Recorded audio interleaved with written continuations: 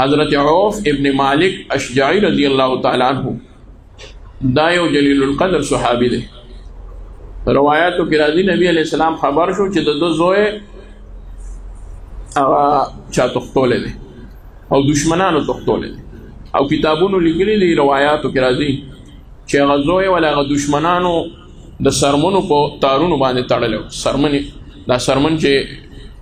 ډېره سخته وي سرمن او د هغې نه هغه تسمه جوړه شي تسمه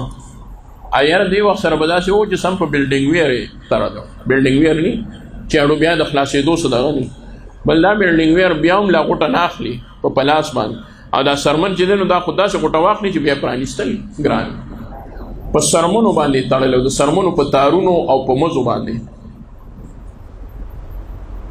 نو یو روایت کې راځي چې دی په خپله راغی نبي علیه السلام له او بل روایت کې راځي چې نبي علیه السلام له چا اطلاع راغله. دې کې دوه روایت دي بلکې درې. نو یو روایت کې شیخ صاحب چې کوم روایت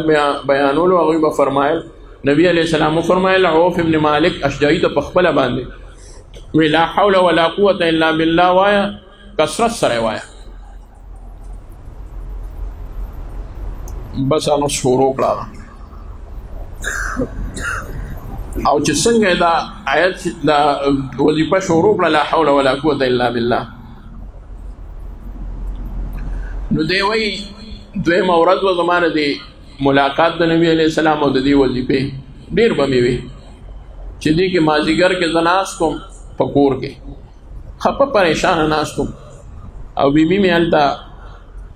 دروازې خوا کې سکار کولو مازدیګر وخت او صفا مو ورسه وسیله هم نه وه یکدم زمونږ د کور دروازه لرې شوه او داسې لرې شوه چې دواړه تنبې لرې شوه. ما وی چې سیلای خو نشته چې داسې چلو شو چې ومې کتل نو دې کې ګډې را دننه شو ګډې وي بیزې وي او لږې نه وي سمې ډېرې وي. وی ما ښځې له اواز ورکړه چې پلان کا د پلان کې مور خپه خو ډېر وم خپل زوی پسې دا ګډې وشړه د چا ګډې را دننه شوې دروازه یې کولاو کړه دلته دننه رالې وی چې هغه ګډو پسې تله نو د وروستو نه اواز وشو زما د زوی اواز وی چې ګورې پلاره ګډو ته څه ونه وایي دا زمونږ خپلې ګړې دي چې ما وکتل چې دا خو زما هغه زوی د هغه اواز دی ما ورته وی چې ته څه کوې بچې ته خو دا مونږ خو خفه په دې یو چې دشمنانو تړلی وي او کافران وغی نو هغه راته وی چې لږ مې دمه که او دا ګډې ځای ته کړو بس ګډو پسې مو د دننه نه ور بند که هغې ټولې دننه پاتې شو ډېرې ګډې بیزې وي کله زوی ته ګورم کله ګډو بیزو ته ګورم کله دې کیسې ته ګورم چې داسې چې بچیه څوک در پسې درلل او که چا راوستې او بله خبره ده دا ګډې د چېرته نه راوستې ته خو یوازې خوشه تللی وې وی ما ته وی چې پلاره خو بس چې هغې دوی ظالمانو زه بوتلم نو بند په بند باندې په سرمنه وتړلم د سرمنو په تارونو او د خلاصېدو مې هیڅ قسمه څه قسمه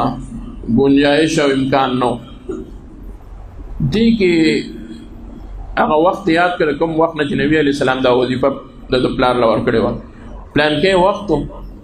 چې بس ما وکتل نو ما سره چې کوم څوکیدار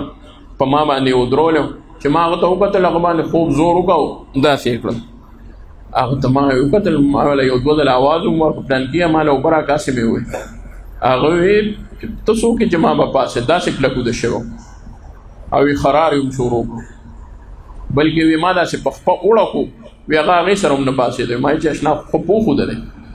خدای پاکه چې زه به دې چې ودلې خو بس که دا سرمنې دا تارونه لرې شو ما دا ځان نه پسې وزن وشلول نو ښه به وي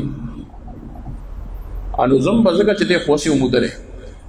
نو وی ما هسې ځان وخوځو چې ځان مې وخوځو هغه تارونه په خپله باندې وسپړدی شو او هغه غوټې پرانیستی شوې غوټې ټولې پرانیستی شو چې ما وکتل غوټې پرانیستی شوې خپو ته مې بیړی وې هغه خو ما بیا کولاو کړې بس زه راپاسېم ستوماني مې وباسله د څومره ورځو د میاشتې نیمې هغې سره قید وم یا 15 ورځې وي یا د دې نه سیوا وي خو بس چې څنګه ما ځان برابر کړو راووتم چار چاپېره ګورم هېڅ څوک هم نشته چې ومې کتل د ګډو هغه کوم نوکر چې د هغه یو نو هغه هم چېرته نه و او ګډې بیزې ولاړې وي ما وی دا ظالمان خو کافران دي او دا مال خو د غنیمت دی دی په موږ ظلم کړی دی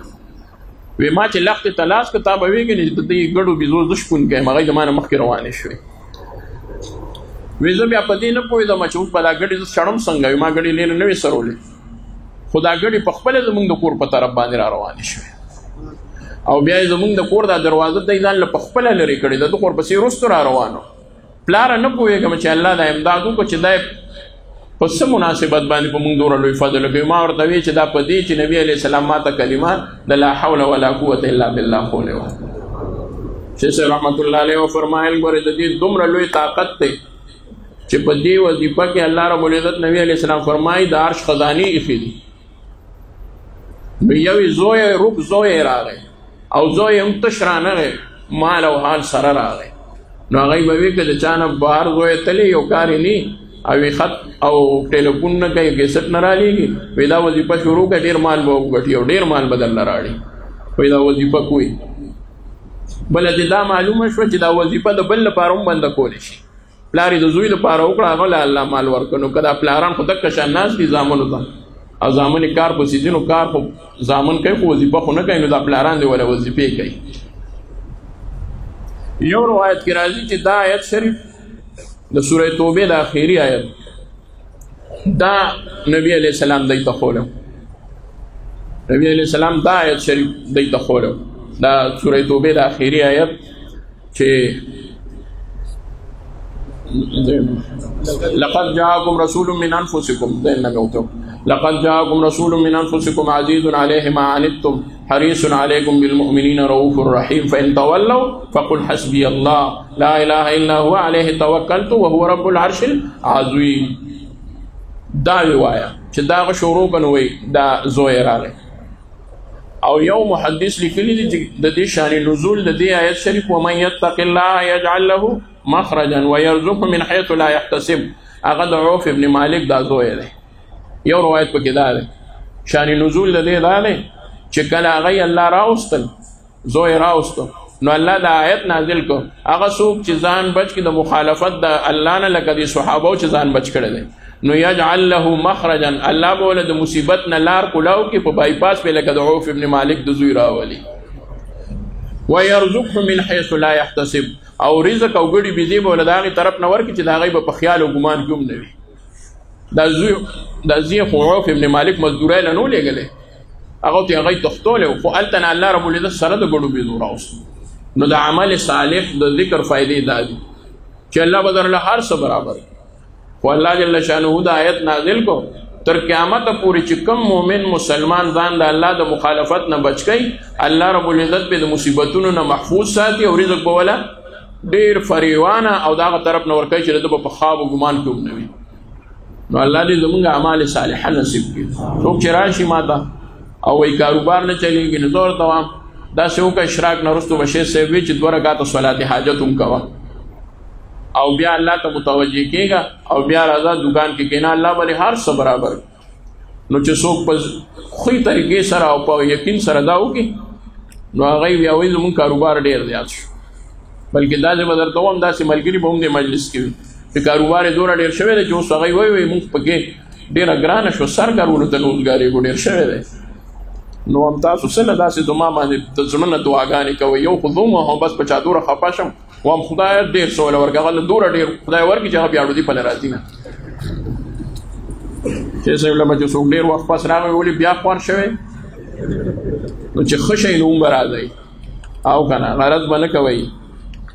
په غرض الله ډېر خفه کېږي چې بنده د غرض یارانه کوي الله سره هم چې یاره بس دا کار مو شو نو د لیونی حاجت پوره شو په لاره ځي په ګټولي زیارتونه بیا به دا نه کوئ بیا به هم تپوس کوئ بیا به هم الله یادوئ بیا به هم د الله د ذکر مجالسو کې کښېنئ